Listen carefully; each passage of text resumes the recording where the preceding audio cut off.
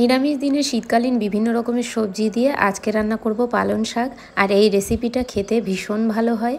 এখানে আমি বিভিন্ন ধরনের সবজি নিয়ে নিয়েছি। আপনারাও যদি এই ঘন্ট বানাতে চান তাহলে আপনারা আপনাদের পছন্দ মতন সবজি নিয়ে নেবেন। আমি এখানে গাজর নিয়ে নিয়েছি, কুমড়ো নিয়ে নিয়েছি, বেগুন, মূলো এবং আলু আর কাঁচকলা।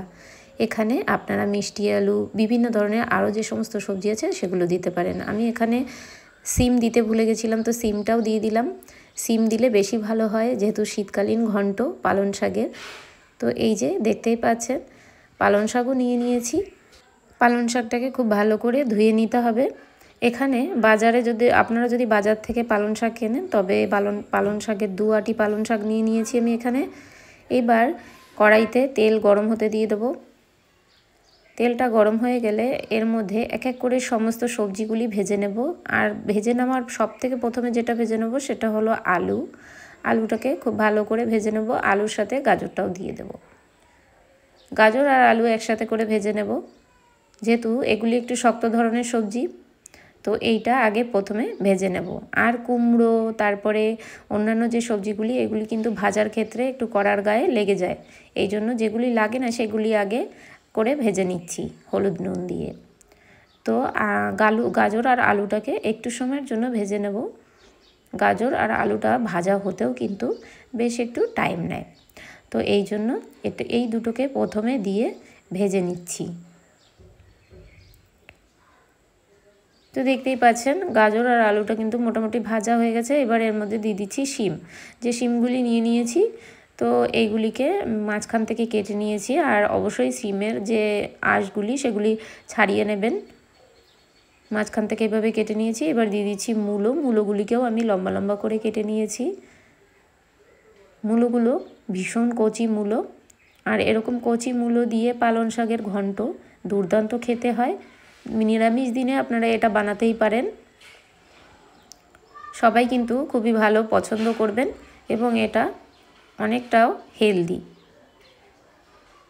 তো এইভাবে করে মোটামুটি ভেজে নিতে হবে।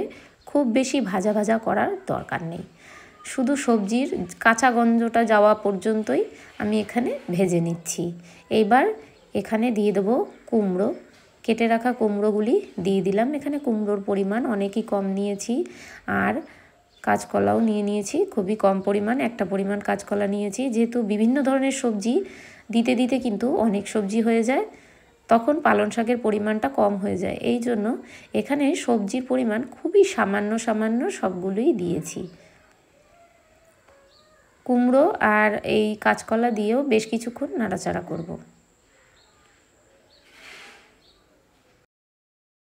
এবার সবার লাস্টে দিয়ে দেবো বেগুনটা আপনারা চাইলে সবার প্রথমেও ভেজে নিতে পারেন। তবে প্রথমে ভেজে নিলে কি হবে, যখন যেটুকু তেল আপনারা দেবেন ততটুকু তেল কিন্তু বেগুনে টেনে নেয়। এই জন্য বেগুনটাকে প্রথমে দিয়ে ভাজলে তেল বেশি লাগবে তরকারিতে। এই জন্য আমি লাস্টের দিকে দিয়ে বেগুনটাকে একটু নাড়াচাড়া করে ভেজে নিয়েছি। এইবার ওই একই কড়াইতে সব সবজিগুলো তুলে নিয়ে আমি আবার একটু তেল দিয়ে দিলাম। তেল গরম হয়ে গেলে এর মধ্যে ফোড়নে দিয়ে দিচ্ছি জিরা গুঁড়ি। এরপরে দিয়ে দেবো কালো জিরা। আর সবার লাস্টে দিয়ে দিচ্ছি রাঁধুনি। এই 3 রকমের ফোড়ন দিয়ে রান্না করলে ভীষণ ভালো হয় খেতে। তারপরে দিয়ে দিলাম কাঁচা লঙ্কা ফোড়ন। কাঁচা লঙ্কা ফোড়নটা খুব সাবধানে দেবেন। কাঁচা লঙ্কা ফোড়ন দেওয়ার পরে তারপরে এর মধ্যে দিয়ে দেবো টমেটো, কুচি কুচি কেটে রাখা টমেটো। আমি এখানে একটা মিডিয়াম সাইজের টমেটো কুচি কুচি করে কেটে নিয়েছিলাম। এবার দিয়ে দিলাম গ্রেট করা আদা। এর পরিবর্তে আপনারা কিন্তু বাটাও দিতে পারেন। এবার একটু সামান্য জল দিয়ে দিলাম যাতে আদাটা পুড়ে না যায়। আদা পুড়ে গেলে তেলের মধ্যে তাহলে কিন্তু সবজির টেস্ট খারাপ হয়ে যায়।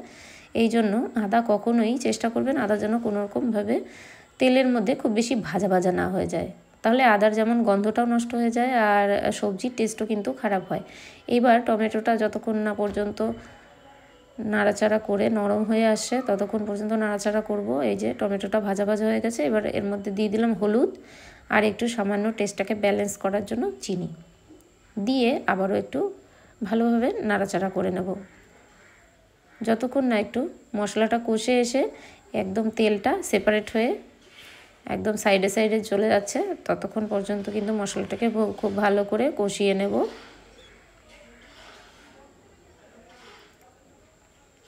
মশলা খুব ভালোভাবে দেখতে পাচ্ছেন খুব ভালোভাবে কষানো হয়ে গেছে, তেল কিন্তু সেপারেট হয়ে বেরিয়ে আসছে। এবার এর মধ্যে আমি ভেজে রাখা সবজিগুলি দিয়ে বেশ ভালো করে সবজিটাকেও খুব সুন্দরভাবে মশলার সাথে মিশিয়ে নেব।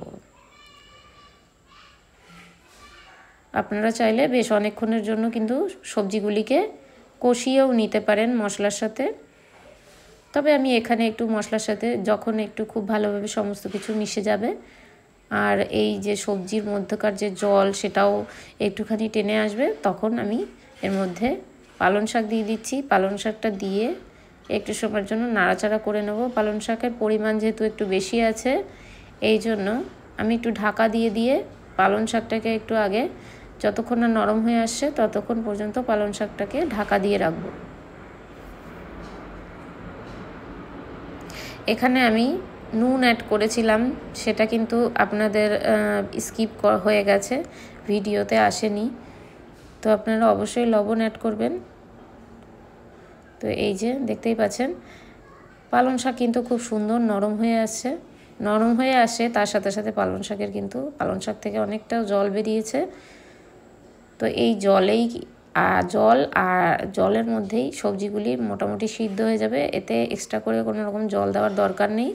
এটা পালং শাকের ঘন্ট যেহেতু হচ্ছে, এই পালং শাকের জলেই আস্তে আস্তে সবজিগুলো সিদ্ধ হয়ে যাবে আর পালং শাকও নরম হয়ে আসবে। দেখতেই পাচ্ছেন অনেকটা জল বেরিয়েছে।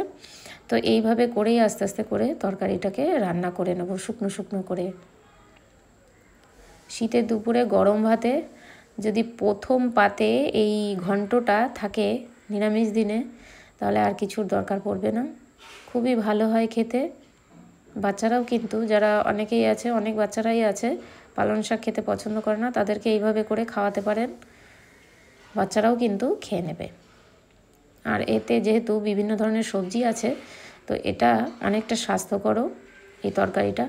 তো দেখতেই পাচ্ছেন সবজিগুলি সব মোটামুটি ভালো রকম সেদ্ধ হয়ে গেছে। এবার একটু থেতো থেতো করে একটু নাড়াচাড়া করে সব কিছুর সাথে মিশিয়ে আরও বেশ কিছু টাইমের জন্য আমি এখানে রান্না করে নেব, যতক্ষণ না জলটা একদম শুকনো শুকনো মতন হয়ে আসছে।